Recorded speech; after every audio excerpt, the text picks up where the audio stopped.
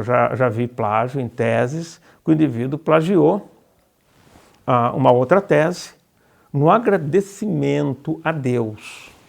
Isso é pecado mortal, gente. Pecado mortal.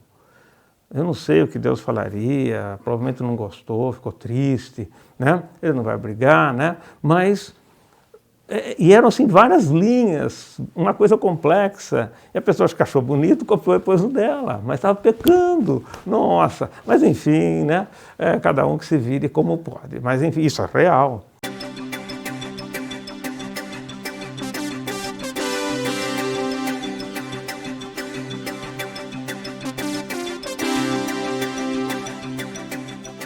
Vocês já devem ter ouvido falar sobre plágio, né? Antigamente era muito desconhecido e hoje está muito conhecido dentro da academia científica, até fora dela, evidentemente. Plágio não é uma coisa só de ciência, é fora também. O plágio pode ser cometido porque o indivíduo é corrupto ou por ignorância. O corrupto, não vou discutir, porque com ele não há como discutir. Ele sabe que ele é corrupto. A questão é outra. E com o plágio cometido por ignorância, com esse sim, porque o indivíduo cometeu sem saber que era plágio. Com esse vale a pena conversar, não é? Porque não é possível que o indivíduo roube as coisas dos outros e não saiba que está roubando, não é? Alguns roubam sem saber, porque realmente é um roubo meio aparentemente disfarçado, a pessoa até tem boa intenção, ok? Então vamos analisar essas duas situações aí.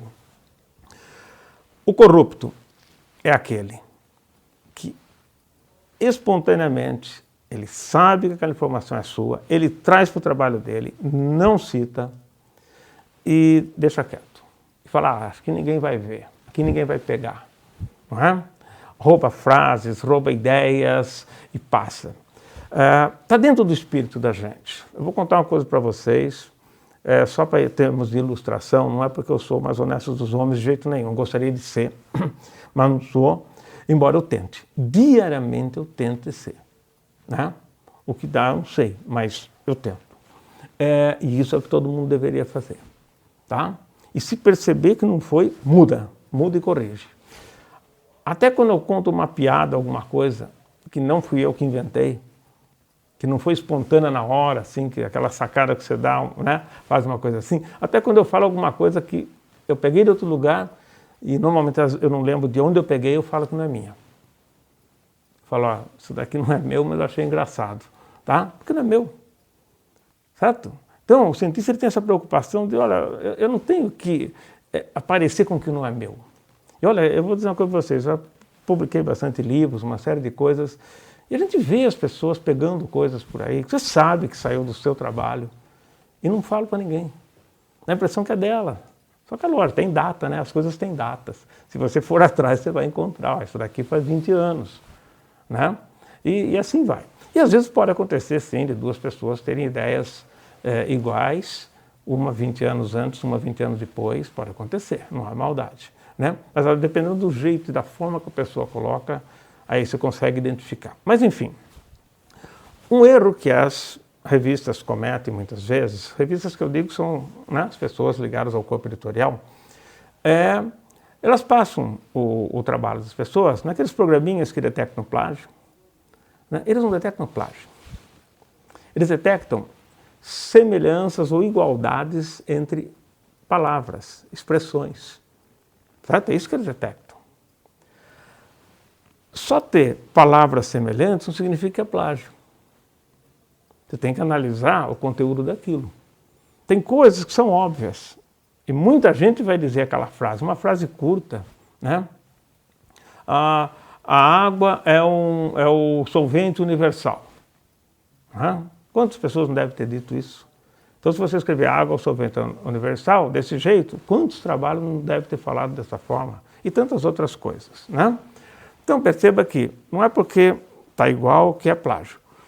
O plágio, ele é claramente identificado quando a pessoa escreve algo que realmente é personalizado, né? Não é uma coisa que todo mundo sabe, e é personalizado, e tem um tamanho tal que a probabilidade daquilo ser escrito ao acaso e exatamente daquele jeito é mínima, quase zero. Tá? Então isso nos levanta a suspeita de que foi copiado, tá? Só copiar é um problema? Não, a gente vai ver daqui a pouco. Mas veja que tem coisas que é natural. Então, quando você passa aquele programinha, né? Tarará, ele detecta várias coisas. Não é falar assim, tantos por cento de plágio teve. Não, tantos por cento de coisas parecidas. Precisa saber de fato o que é plágio. É que é fácil passar numa maquininha no computador e detectar essas coisas. O difícil é você analisar qualitativamente o teor dessas coisas para julgar se aquilo é plágio ou não. E às vezes não é plágio. Tá? São apenas trechos de certo tamanho que, né, e de certo conteúdo que acaba revelando que aquilo dificilmente seria uma coincidência de dois autores. Tá? E normalmente não é um ponto isolado que aparece mais do que aquilo. É lógico, eu já vi plágio em teses que o indivíduo plagiou uma outra tese no agradecimento a Deus. Isso é pecado mortal, gente. Pecado mortal. Eu não sei o que Deus falaria, provavelmente não gostou, ficou triste, né? Ele não vai brigar, né? Mas, e eram assim várias linhas, uma coisa complexa, e a pessoa acho que achou bonito, copiou depois o dela, mas estava pecando, nossa. Mas enfim, né? Cada um que se vire como pode. Mas enfim, isso é real. Eu estava presidindo uma banca sobre plágio, que tinha dado um problema qualquer, me chamaram para presidir, eu escolhi outros 2 membros, e a partir daí nós fizemos toda uma discussão. E começava assim, depois continuava, tem várias coisas lá. Tá? Mas enfim, o ponto é analisar o seguinte, o que é o plágio? Vou sintetizar uma ideia interessante. O plágio ocorre quando a tua expressão, seja escrita, seja falada, seja em gestos, seja em escultura, seja em pintura, seja no que for, a tua expressão, tá? Diz ou permite que o observador ache que aquilo é seu quando não é. Pensa nisso. Essa é a essência do pensamento do plágio. Eu dei para ele um jeito de pensar que aquilo é meu quando não é. Não dê essa chance. Percebe que essa é a diferença? Essa é a essência do processo, não é? Plágio tem em várias áreas, na arte também tem bastante coisa, em música, tudo isso, não é? Teve uma época que até o pessoal do Paralamas do Sucesso foi acusado de plágio e um deles lá da banda falava assim, não é plágio, nós pegamos inspirações nisso daqui. E realmente eu entendi o que ele falava. Ficou legal aquilo, a gente usa não exatamente igual, tinha algumas modificações e tal, tanto é que não deu problema nenhum, né? E eram inspirações, mas inspirações é uma coisa, né? E expirações são outras, ou seja, o indivíduo expira o que não é dele. Então, tem que tomar cuidado com isso. Outra coisa importante, tá? Como evitar esse tipo de plágio? Que para isso nós temos que saber o quê? Como se comete o plágio? E tem 2 formas de se cometer o plágio. Uma é essa que eu falei, você dá a entender que aquilo é seu quando não é, porque você escreve e não diz de quem é. Ou seja, você expressa aquilo, no nosso caso, aqui eu estou falando mais da escrita, mas você expressa aquilo e não diz de quem é. Eu poderia pintar um quadro maravilhoso, né? E que eu peguei de um quadro que não é tão famoso, mas que é maravilhoso e falo que é meu. E depois, com boa propaganda, o meu aparece mais do que aquele. Certo? Ou uma escultura, alguma coisa assim. Então, veja, quando eu não digo de quem é a obra, certo? Ou a escrita, ou a informação. Tá? Ok, isso é uma coisa. O segundo tipo de plágio é quando não está ligado à informação em si. Mas no caso da escrita está ligado à forma como foi escrita. Eu uso a palavra do outro, as palavras do outro. Eu copio literalmente aquele texto e coloco lá. Mas e se eu citar? Se você citar, você está dizendo que aquela informação é dele. Mas você não está dizendo que aquelas palavras são dele. E você precisa dizer que aquelas palavras também não são suas. A ideia não é sua. E a forma de expressão não é sua. Se for só a ideia que não é sua, tá? E a expressão for sua, suas palavras, você só vai dizer que a ideia não é sua. Como que você faz isso? Citando. E se for a ideia não é sua e a expressão não é sua, você copiou as palavras, então você tem que mostrar a citação e no trecho que você copiou você tem que pôr um diferencial. Pode ser um itálico, pode ser entre aspas, que isso diz que aquele trecho não é seu. E como tem a citação, tá? Como tem a citação, isso acaba referenciando quem é o dono daquela frase. Tá, okay? E isso tem limite, hein? Não dá para pegar 2 páginas de um livro e pôr lá e pôr entre aspas. Então tem um limite que varia em alguns lugares, nos Estados Unidos, eu publiquei talvez um capítulo lá, e tinha uma medida de 100 palavras, coisa assim. Aqui no Brasil tem seus limites também, isso é questão de definição, né? Que você tem que conhecer e ir atrás. Bom, o fato é que são essas 2 formas do plágio, tá? Então, cuidado. Eu uso como de rotina não trazer texto de fora para o meu texto. E se eu trouxer, eu pinto ele de amarelo, vocês podem pintar de vermelho, eu sou daltônico, o vermelho para mim eu não vejo direito, mas o amarelo eu vejo bem. Então, eu pinto ele e eu sei que ali não é meu. Aquilo ali eu vou ter que pegar a ideia, não é mudar a palavra, pegar a ideia, sintetizar, pensar aquilo e reescrever de um outro jeito, tá? Mas não pode, se você só trouxer ali e largar, a hora que você vê aquilo ficou no seu texto, você não percebeu.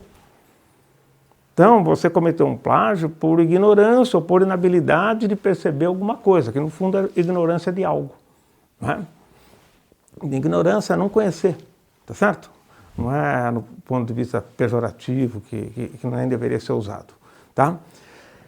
Então, veja, a ideia não é minha, eu deixo claro que não é minha. O que eu escrevi, ou o que eu mostrei, a figura, tudo, não é meu, eu tenho que dizer que não é meu. O problema na nossa academia é tão estranho que as pessoas chegam a fazer um gráfico, os autores fazem aquele gráfico, com os dados dele, fazem lá o gráfico, colocam no trabalho e tem área, são restritas, coisas que não existem no mundo, mas aqui a gente encontra. Né? Até algumas revistas internacionais desse nívelzinho aí. Né? Que o autor coloca lá a figura e embaixo coloca assim, fonte, o próprio autor. Meu, mas se está no seu trabalho e não está citado, é seu. É o tipo da coisa que eu não consigo entender a lógica. Talvez o erro seja meu, mas pare e pensa. Se você tem algo lá e não está citado, é seu. Ou então, é geral e todo mundo sabe. Se eu falar a teoria da gravidade, mostrar que ela existe, o que ela é, eu não preciso citar ninguém. É absurdo, né? Então não precisa, porque isso daí, gente, faz séculos, tá certo? Então é besteira. Quando você cita um livro de graduação para sustentar uma ideia que está no seu artigo científico, é porque aquela citação não precisa ser citada. Porque livro de graduação, meu, está na boca de todo mundo na academia. Se o cara que está publicando, fazendo ciência, não sabe o que está no livro de graduação da área dele, me desculpe, tem problema. Tá? Então tem coisas que você não precisa citar e não é plágio. Se falar, isso aqui é um conhecimento geral. Tá? Mas quando você usa informações específicas principalmente. Tá? Qualquer dia eu falo sobre detalhes da citação e aí vocês vão ver a coisa um pouco mais complexa. Tá? Porque às vezes você, do jeito de citar, você deixa cometer plágio. Mas, enfim, pensa nisso. Então, resumindo a ópera, né? Vamos lá. Primeiro ponto. Você sabe o que é plágio, a essência. Segundo ponto. Você tem 2 tipos de plágio.